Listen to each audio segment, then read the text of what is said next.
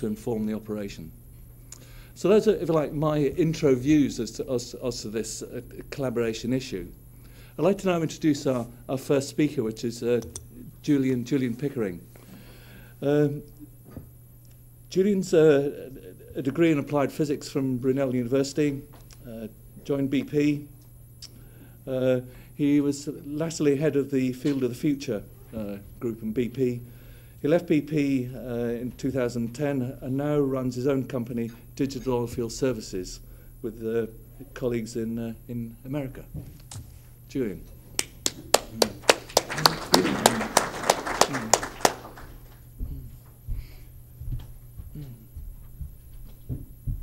Good morning. Actually, just one slight correction to that, Hamish. I wasn't actually head of Field of the Future. I headed up the facilities side, the surface side of Field of the Future. So just to not expand my role excessively on that. So they didn't pay me enough to be head of the whole of Field of the Future. So okay. So this morning I'd like to talk to you about something that's really quite important in the whole digital oil field, and to some extent has possibly been one of the major blockers for why adoption has maybe not gone as quickly as it should. And that's all about understanding the business value process. The oil and gas business is very much value driven, and so to some extent one of the things that we have to do is to match this technology to business value, because if you don't, if there's any sort of disconnect there at all, then at that stage there will always be a problem with uptake. And I think that's something that we've experienced in a number of different sectors within oil and gas. So if we can make this work.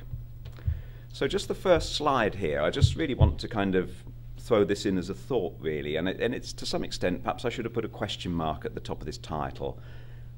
The oil and gas business has been slower to adopt digital technology compared to other industries. Now that's a kind of a slightly controversial statement, but when you actually think about the degree to which digital technology has embedded itself in the medical industry, for instance, in the automotive industry, in the space and technology type of area, it's to some extent they don't even have conferences on digital technology because it's part of the normal business.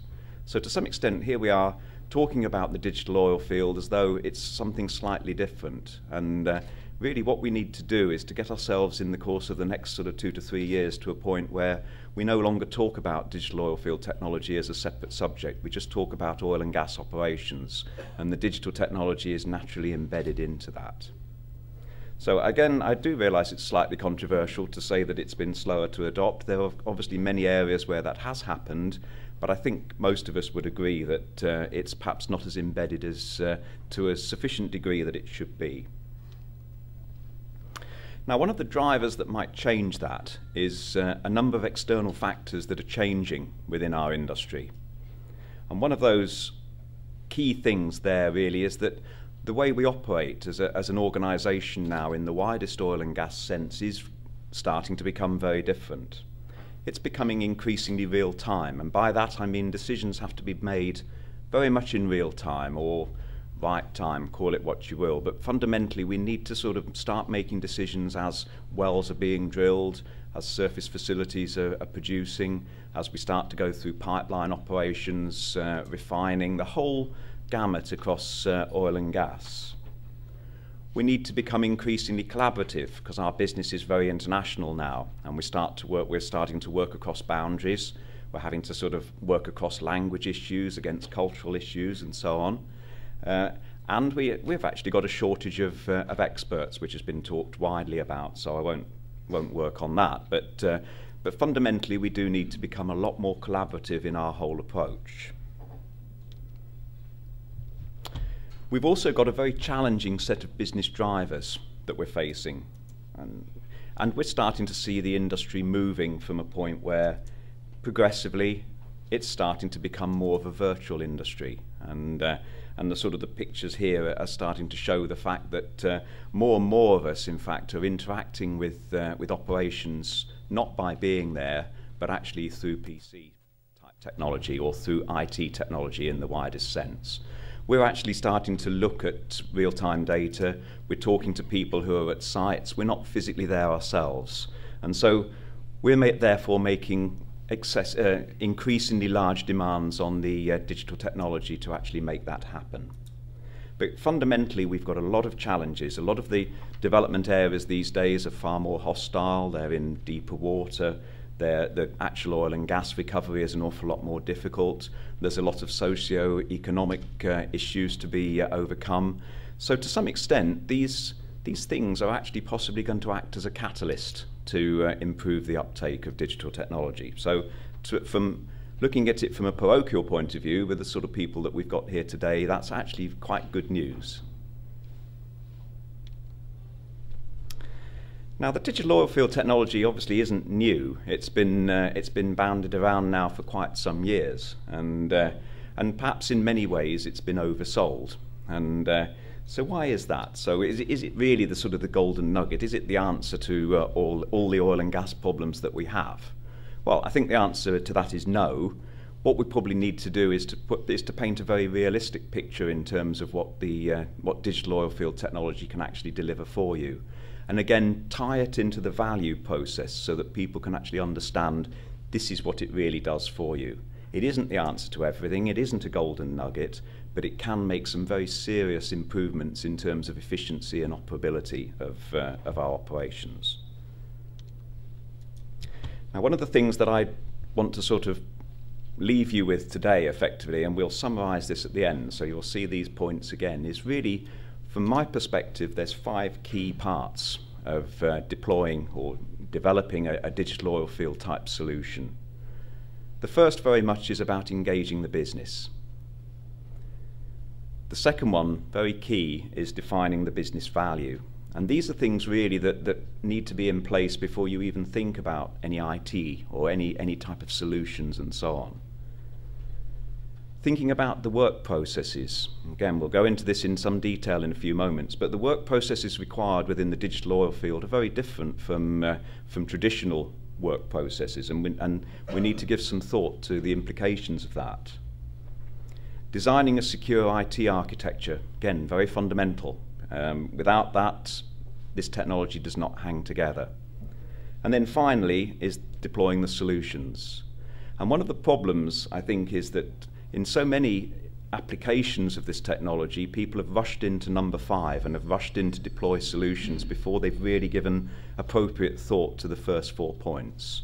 So in this talk this morning, I'm only actually going to talk about the first 4, because I think the 5th one pretty much will answer itself. So let's think about engaging the business. So many digital oilfield projects must start by overcoming a natural resistance to change. I don't think I really almost need to say any more than that. I can't believe there's anybody here today who hasn't met some element of resistance in terms of implementing new digital technology in the oil and gas business. Remembering that the business representatives are our customers, and I use the word "our" in the widest sense here. I'm really using the word "our" in the sense that we're all working together to actually move the industry in terms of actually adopting digital technology. So we've actually got to listen to their requirements. So things like peer reviews are a very good way to start any project, to actually get some input from the people who are going to use the technology and make them feel part of the whole engagement process. That's a very, very critical way to start. There's a number of decisions that need to be made up front. So largely the business needs to decide what it actually wants. And again, rather than just drifting into the idea that it would be good to have a digital oil field, thinking about what that actually means. And there's a number of key things here. So is the company prepared to make a total transformation? Or is it in fact really looking, is it going to feel a lot more comfortable with an incremental type approach? How quickly are you going to make these transitions? Is it going to be sort of something where we're almost going to shut down and restart again in a month's time with all this technology in place? Not normally. Normally these things take quite some time to actually get embedded. Are you going to do a regional or a global deployment? We've had a number of case examples of that within Digital Oilfield Solutions, where applications initially have been very regional in nature. And we've tried to sort of make the company think about, well, okay, yes, there is a regional requirement, but think globally, because perhaps in a year or two's time, the regions will need to start joining together. And so you build a solution that is actually scalable. Collaboration centres is another one, and again, are you actually prepared for collaboration centres? It's very easy to talk about, it looks very nice in pictures like this, it's very nice for senior managers to walk people around and show the collaboration centre at work, but is it what the business really wants, and is it really going to deliver the value that you're hoping it's going to do? Now, there's some key components of business value, and I'm sorry if this is a little bit small. I pinched a couple of more generic cases effectively on business value from the internet, just to show that this isn't in any way unique to digital oilfield or even oil and gas. There's a lot of standard processes that can be used to actually look at business value. So first of all, if we think about the key components, there's a number of, we all understand pretty much success factors, business alignment and risks. Those are sort of things that we're all fairly familiar with working with. Uncertainties is, again, is something that unfortunately we have to work with. We're not normally very good at defining them, but it is important to understand the uncertainties just as much as it is the risks. Now there's a box here, intangibles, and intangibles, that was interesting. I went on Google and did a search for intangibles and got definitions of this. And in the case of innovation, so I looked at it from the innovation perspective. So this is a kind of a generic kind of application of this. And things like intangibles, it's summarized as intellectual property, as organizational structure, as core dependencies and business processes. So some of the things really that perhaps we don't even think about with respect to innovation. We just think about new technology when we think innovation. But fundamentally, those intangibles are part of the business delivery. And then actually I went on to read an article by a chap called Damien Fleming from Venture Momentum, who are a company that do a lot of work in terms of actually helping people to quantify business value. And he described these steps towards success, effectively. Again, from the innovation point of view, so think of it not necessarily as a digital oilfield thing, think of it as more a kind of a step towards innovation. And he described this staircase, where we can start with do nothing. And interestingly, he said actually it's amazing how many people do nothing in this space. And so if you do nothing, you actually don't get a great deal back. And that's not perhaps too surprising, but it sounds kind of obvious, but it's amazing how many large projects do nothing in terms of the business value engagement process. As you walk up, though, to a more sophisticated business value discussion, you start to provide a framework for the value, you start to do prediction in value, you actually then deliver the value, and possibly best of all, you share the value, because most projects within the oil and gas business are by their very nature very large. They involve a number of different stakeholders.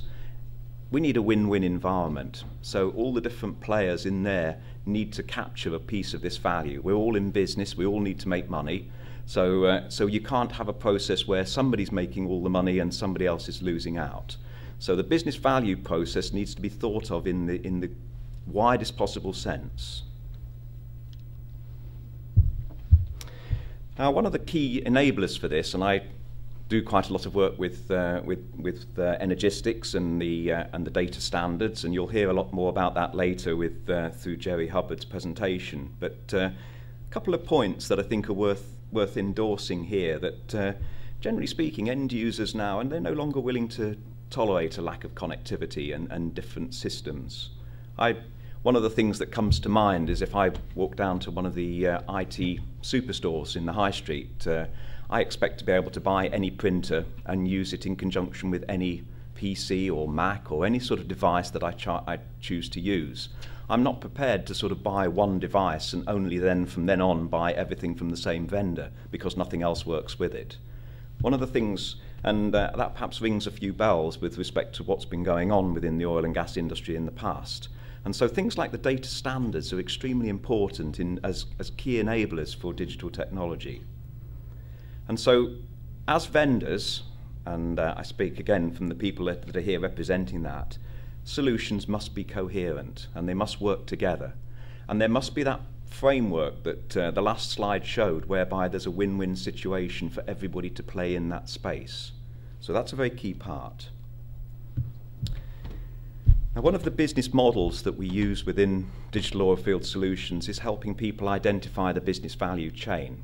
And this might happen through a workshop, through a peer review, or something of that nature. I'm sorry, I've gone too. And we would start with a number of business premises. In this case, this particular one is linked to WITSML. So a statement, for example, is WITSML is becoming a de facto open industry standard. And so what are the consequences of that? So the light blue boxes really are then things that you would talk through as a peer team and identify these are the consequences of that statement. And then the dark blue box there gives you a number of business actions and a number of business value statements. Now this slide is deliberately rather desensitized. It doesn't contain any hard value statements, and it's really just done just to show the process. But the dark blue box can end up with real dollars against it. So we can end up with this premise equals this deliverable and a number of very hard, well-defined, well-understood business concepts coming out of it. Now this is a very complicated slide. I was kind of wondering whether to include this, but again, I think if we just treat this at the highest level, fundamentally, the digital oil field provides a number of opportunities, and we're going to hear about a lot of those opportunities in various talks today. And those opportunities can sort of either lead, or they can have problems through implementation because there's various barriers. And those barriers need to be understood. So for example, the barrier is, why can it not be done now? You're proposing something new, tell me why I can't do it today. We need to understand that process. And then there's something about the value side, the so what. So okay, you're proposing this new piece of technology, what does it mean to me as my business? Why should I do it? Why should I go through the upheaval of changing my business processes to implement a new piece of technology? Is it really essential that I look at everything in 3D when I used to be able to look at it in 2D? And at that stage, it becomes no longer just an issue, well, it looks rather pretty, it's rather nice technology, we all admire it from that perspective. We actually nail a business value to that process. And at that stage, when you understand the barriers and you understand the value and you start to bring those together, you're then in a position to actually do implementation, scope and requirements, i.e. what do you do next? You then really have got your project up and running effectively, and you've got very clear understanding of why you're doing it. And at that stage, hopefully, the endorsement, the financial side of it, which is something we so often struggle with, hopefully just falls into place because that business is well understood.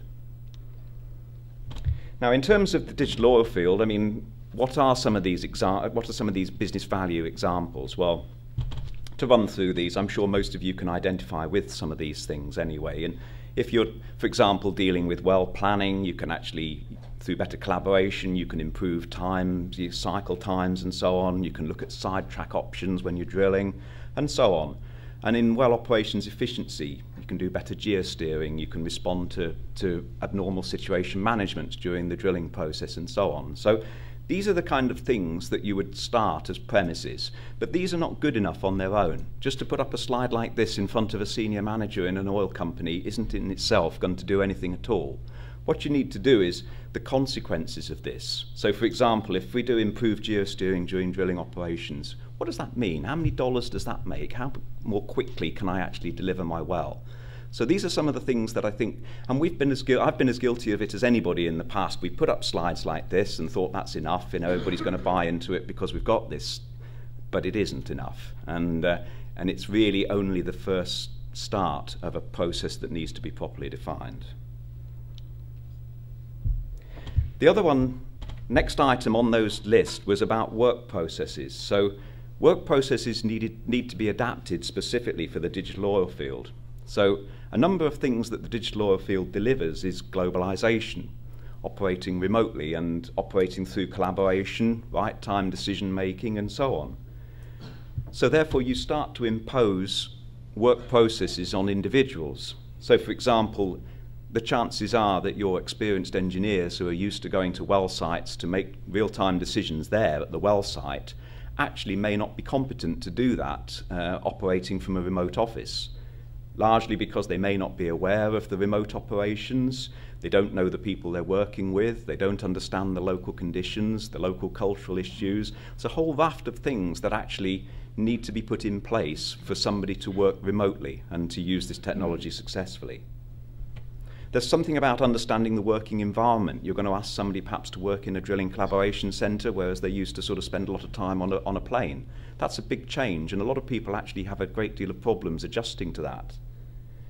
You also change the responsibilities and accountabilities. So suddenly a senior engineer has got a personal responsibility for the operation of thousands of wells, whereas before perhaps he was just located at one site, and actually his sphere of responsibility has gone up enormously. And so that's a very big change in work process and work culture.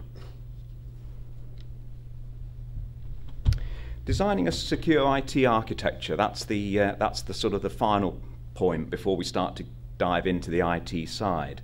So a secure IT architecture is very much a prerequisite. Few people, it was interesting, I was reading on the front of the paper this morning that there's just been a major issue with MasterCard and people hacking into MasterCard, which caused a crisis yesterday for about 6 hours.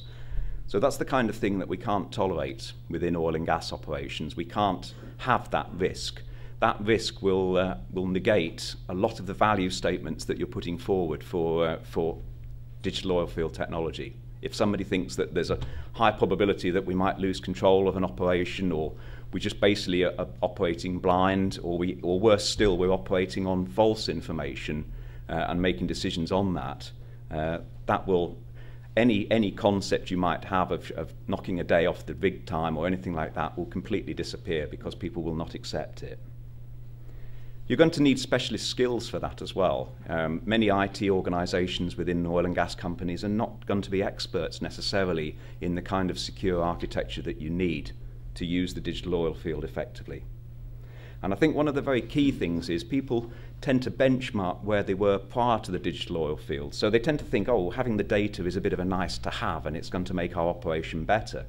But very, very quickly, that data will become business critical. There's no doubt about it, because you change your work processes, you change your aspirations, and so at that stage, if you don't have that data, that whole work process grinds to a halt. So you need to think very much up front about building something secure for the future. And so fundamentally, I think the best way to summarize that is that a secure data mindset must become a critical part of the operating philosophy. Everybody's got to think in those terms. So, in conclusion, hopefully this has set the scene for what I think is going to be some great presentations today. This is a tremendously exciting subject, but to me, I do want you to go away with the fact that it needs to be done in a successful and professional way. And that means that you don't rush out and deploy solutions, you don't go and build exotic drilling collaboration centres unless you've done your homework effectively first. So these five steps and the 4 steps up front are really very critical to this whole process. And really failures, and there have been a number of failures. I've visited a number of oil and gas installations where very expensive drilling collaboration centres have been built and they're used as glorified meeting rooms on an occasional basis, and that's a tragedy really. And it's largely because some of those key elements have been overlooked in terms of the deployment process. But the good thing is that there have also been many success stories, and there are many. I haven't really kind of trawled through these just for you this morning because I really wanted to focus on the business side, but we all of us, I'm sure, have many success stories locked away in our pocket. Many of the conferences that we go to these days, we see some tremendous papers of success that the digital oil field has levered. So, and we're going to doubtless hear some great stories today as well, which I very much look forward to. But do think, as you listen to all of these presentations and as you go forward, what is the value? What's the value statement? One of the interesting training courses I went on in BP about a couple of years ago, 2 to 3 years ago, was from a marketing expert. nothing to do with the oil and gas industry at all. And he brought a completely different perspective onto what we were doing. And it was extremely refreshing and also quite scary as well, because we realised just how little we'd done in terms of marketing. And one of the things he got us to do was to write up on the board every morning, what is your market differentiation? What makes you different? Why are you different from every other company or from every other business process and so on that is going on? And it's quite difficult sometimes for us to do that, and it can be quite salutary to think that one through. So thank you for your attention, and as I say, I hope we have a great day today. I'm certainly looking forward to the presentations, and if there's any questions, I'd be very pleased to take them. Thank you.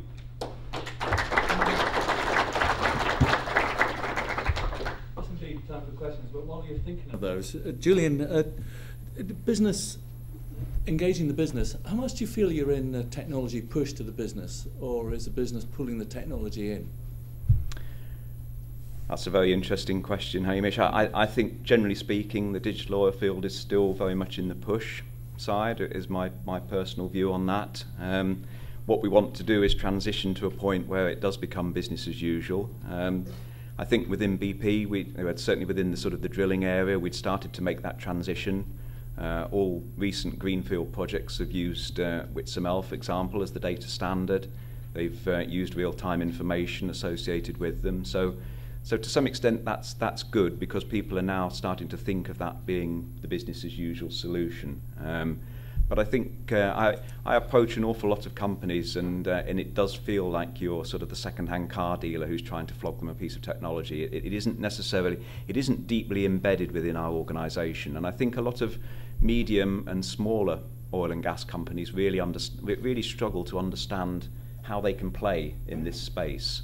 There's very big costs associated with a lot of the technology. There's a number of risks that perhaps traditional oil and gas companies don't feel comfortable with, and so we still have quite a big piece to do. Whereas the interesting thing is, if you move to something like the automotive industry, virtually nobody builds a car these days without robot technology and an automated plant. It's not even financially viable. So to some extent, perhaps we've had it too easy in oil and gas. We've been able to afford to operate in the traditional way. Business pressures have not come down sufficiently to force operation in this way, which they have very much in in automotive. As I say, the application of automatic processes within the automotive industry makes the difference between financial success and financial failure. Any other comments or questions from the floor here at all? I think that's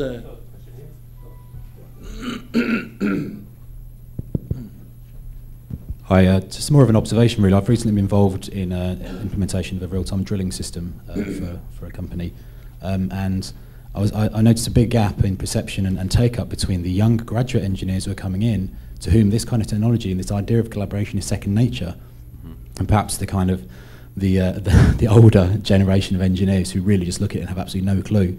But I guess it's quite there's some good potential around, as these young graduates become more experienced and move up through the chain. We'll obviously get a lot better uptake, I think, hopefully. Yeah.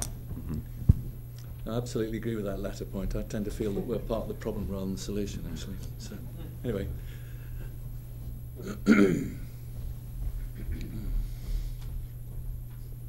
Thanks. It was just a question about the kind of people aspect and how people engage with this. I think, particularly in the UK, knowledge, say particularly of a drill site or a particular area, is regarded as being power and ownership. Do you think that there's some resistance comes from making this so accessible to other people in the company that they lose a certain amount of their authority in that area? Well, I think that's a very valid point, and I guess that fits very much into the space of business engagement, really. So we're not, by business engagement, we're not just necessarily talking about the sort of the senior managers or the financial decision makers. In fact, that's to a large extent they come last. That the important people to influence are the people who are going to be working with this. And you are very correct. A number of sort of shop floor type of engineers see their whole power process as being related to the knowledge that they have, and therefore rather reluctant to share. But to some extent, if you can get people to feel more comfortable there, and the fact that isn't the whole raison d'etre why they're there, then again, that's part of running peer reviews, getting those processes up front on the table and so on, and not just going straight in and saying, right, as from the 1st of March, you'll be sitting here in a wonderful collaboration environment with the latest IT technology. That's one of the issues I think that needs to be done. I remember actually a number of years ago I was working in the automation sector, and one of the large companies that we dealt with, who were one of the big players in automation, they very much sold proprietary solutions, and most of their money actually came from hardware solutions. And then suddenly, when the big influx of PC-based control systems came to the fore, they had to completely change their business model and accept the fact that hardware is not so much a money earner that it was. So now, almost over the course of about 3 or 4 months, they did a complete transition in that company, and to the point where actually what we're going to do now is we're going to make most of our money from selling software and from selling the knowledge behind that software and the services that go with it. And when you actually start, and initially that was quite threatening, but then when you start to think about it a little bit more, the account manager we had at the time said, well, actually, we have thought of some really positive things now about what's going on, because each time a new, more powerful PC comes up, which is almost weekly these days, my product's better than it was. And so when you start to collaborate and you start to engage a wider section of the industry, you can benefit from everybody else's success as well. And I think that's why that stepwise model of business value is so important when you get up to that shared level. You're not just trading off some of your personal profits, you're actually playing in a space that actually the whole industry is moving to a higher quality of operation. I hope you have a good day. It's after coffee outside. And can we reconvene at just after 2:45, between 2:45 and 2:10? I'd like to start at 2:10.